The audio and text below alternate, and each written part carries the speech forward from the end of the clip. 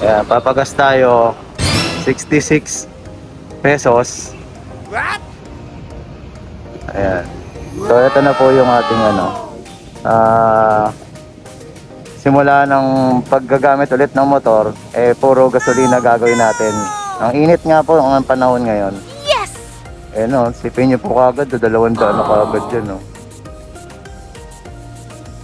Diba? Compare po sa e-bike, buong ano nyo na po yun buong buwan nyo. Ayan, alas 400, oh.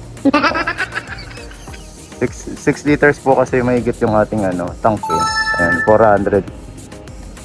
Puno na, boss. Sakto na 400, oh. Puno na. Wow. Ayan. Oo nga, no? Yes! Sige, okay na yan.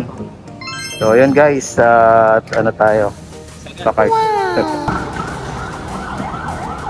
Grabe, yung dumi nung natin, no? Hindi kasi natin nagagamit, So, ito pong gamit natin ay Kymco Racing King. 180cc po ito. Oh no! Parang nawala yun.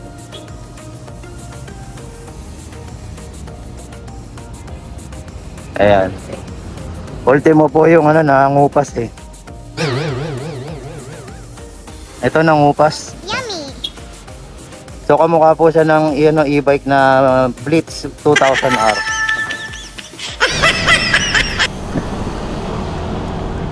Wow! So yun guys, ito na po, nagmamotor na po tayo ulit. Sana po maayos yung yung category, no.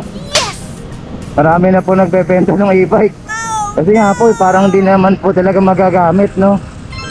Imbis na ma-promote natin yung environment friendly, ganun yung nangyayari.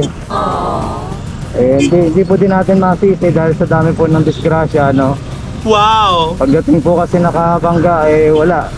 Tumatakbo. Sabihin, wala kami rehistro. Paano po kayo? Yan na po yung panghanap buhay namin. Naiintindihan po natin lahat yan. Kaya lang po talagang iba-iba po ang mga reason po ng bawat isa. Kaya naging pasensyahan po yung dating sa atin, Yun. Sana po yung mga 3 gulong, 4 gulong, yun po yung pagbawalan. Pero naman po talagang motor na ang late ng ng displacement.